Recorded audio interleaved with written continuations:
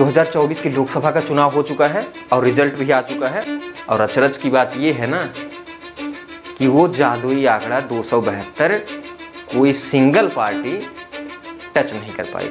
जो नीतीश कुमार जी की पार्टी है वो लेके आई हुई है 12। रहना बहुत आवश्यक होगा। खासकर नीतीश कुमार जी की चर्चा आप लोग देख रहे होंगे इस समय बहुत ट्रेंड पे है, ट्विटर पे भी ट्रेंडिंग चल रही है। –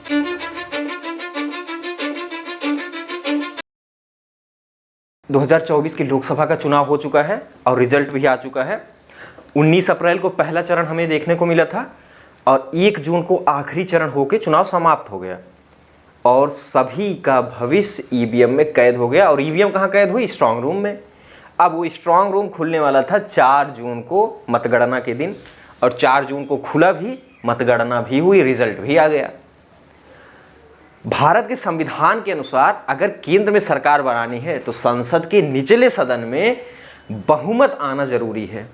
यानी 543 सीट लोकसभा में है, 543 सीटों पर चुनाव हुआ, जिसमें से जादुई आंकड़ा जो है यानी आधे से एक अधिक वो है 272। 272 को अगर आपने छू लिया तो आप केंद्र में सरकार बना लेंगे। और अचरज की बात ये है ना कि वो जादुई आंकड़ा 272 कोई सिंगल पार्टी टच नहीं कर पाई।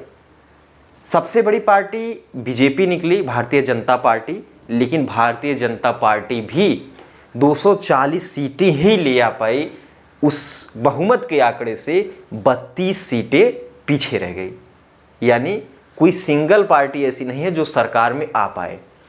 1989 के बाद गठबंधन का दौर एक तरह से शुरू हुआ था। 1977 का चुनाव तो हुआ था, वो अलग बात है, लेकिन उसके बाद भी जो है सिंगल पार्टी सरकार बना पाई थी कांग्रेस। लेकिन 1989 के बाद कोई सिंगल पार्टी सरकार बना नहीं पाई। उसके बाद एनडीए और यूपीए का एक अलायंस बना जिसके बाद सरकारें बनती रही।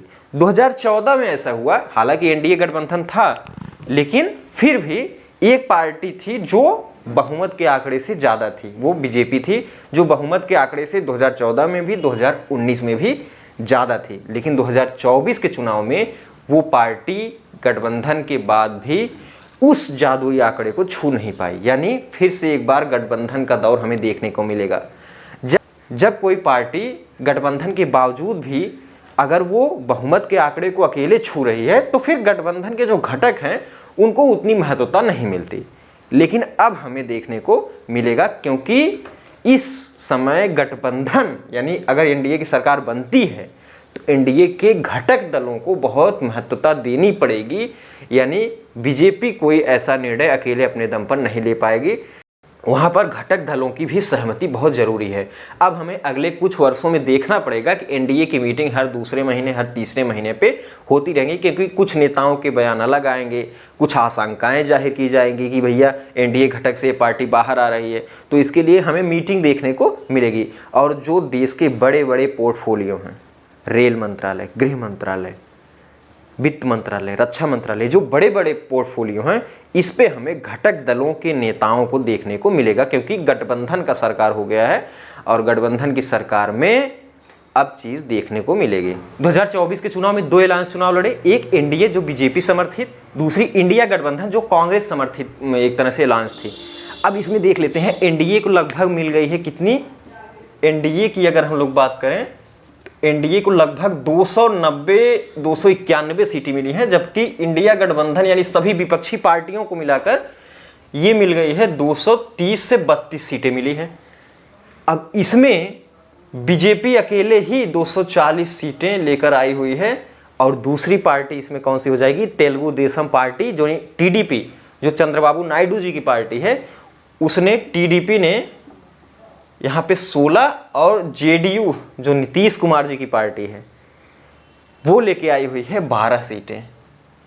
तो अब गठबंधन एनडीए में इन लोगों की बहुत ही बड़ी ज़रूरत हो चुकी है, क्योंकि अब इनके बिना सरकार बन पाना आसान नहीं होगा, क्योंकि 290 के आसपास है तो 16 और 12 यानी 18 सीटें ये लेके बैठे हुए हैं। तो यहाँ पे अगर हम लोग देखें कि इनका रहना बहुत आवश्यक हो जाएगा। और सारे घटक हैं लेकिन इनका रहना बहुत आवश्यक होगा। खासकर नीतीश कुमार जी की चर्चा आप लोग देख रहे होंगे इस समय बहुत ट्रेंड पे है, ट्विटर पे भी ट्रेंडिंग चल रही है। और यहाँ पे अगर हम लोग देखें 230, जिसमें से तृणमूल कांग्रेस की पार्टी की जो सीटें हैं वो भी जोड़ी गई हैं इसमें, 230 सीटें। तो इनको बनाने के लिए लगभग 40 सीटें, शायद 232 ऐसा आया हुआ है, तो 40 सीटों के आसपास इनको चाहिए। अब इसमें देख सकते हैं अगर ये दोनों पार्टीज आ भी गई तो भी इंडिया गठबंधन की सरकार बनना मुश्किल लग रहा है।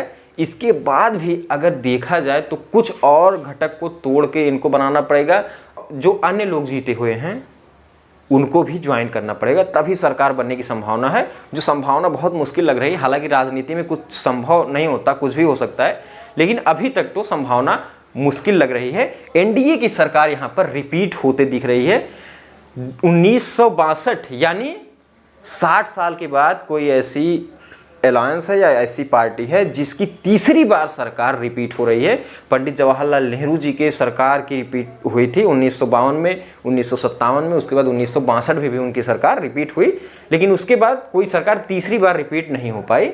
इन्हीं की सरकार यानी एनडीए की सरकार दोबारा रिपीट होती दिख रही है। हालांकि आज एनडीए की मीटिंग चलेगी, इंडिया गठबंधन की मीटिंग चलेगी, इसके बाद इंडिया गठबंधन भी तय करेगा कि वो सरकार का दावा पेश करेगी या फिर वो विपक्ष में बैठने की कोशिश करेगी। तो जैसा उनके घटक दलों का मानना होगा वैसा करेंगे राजनीति में। और यहाँ पे बहुत चर्चा नीतीश जी की यहाँ पे चलने वाली है। अब यहाँ पे छोटी सी छोटी पार्टी जो है, यानी छोटी कम से कम सीट निकालने वाली पार्टी बहुत महत्वपूर्ण पोर्टफोलियो रखने वाले हैं और बहुत ही उनका डिमांड भी होगा और बहुत किंग मेकर की एक तरह से भूमिका निभाने वाले हैं।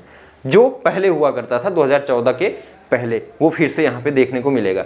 और नीतीश जी इस समय ट्रेंड कर रहे होंगे, आप लोग देख ही सकते हैं ट्विटर पे। तो ये रिजल्ट रहा है 2024 के लोकसभा इलेक्शन का।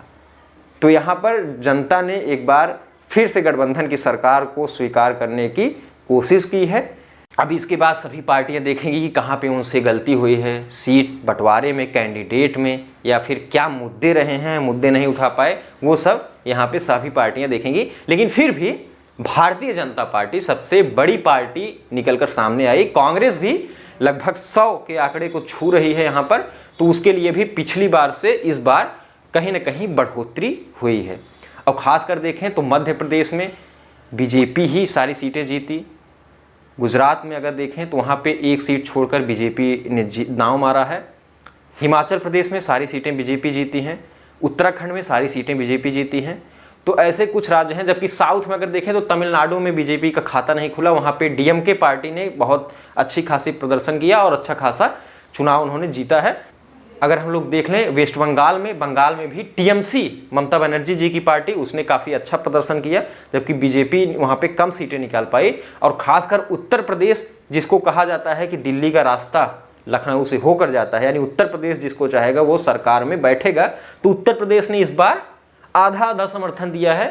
हालांकि जो इंडिया गठबंधन उनको 43 सीट्स मिल रही हैं, और वहीं पर अगर हम लोग देखें तो जो एनडीए है यानी बीजेपी समर्थित, उसको कम सीटें प्राप्त हो रही हैं। तो उत्तर प्रदेश ने ये चाहा है कि केंद्र में एक विशेष पार्टी की सत्ता ना हो, गठबंधन की सरकार हो, तो वही होने वाला है। यहाँ पे उत्तर प्रदेश में बीजेपी को काफ़ी हार का सामना, क्योंकि पिछली बार 62 सीटें जीती हुई थी, लेकिन इस बार उनकी सीटें कम हुई हैं। तो यहाँ पर ये जो रिजल्ट है इसको हम लोग देख रहे हैं। और हाँ, उन सभी साथियों से निवेदन है जो पहली बार चैनल पर हैं, वो चैनल को सब्सक्राइब जरूर कर लें। सब्सक्राइब करे रहेंगे तो आपको हर वीडियो का नोटिफिकेशन आसानी से मिल पाएगा।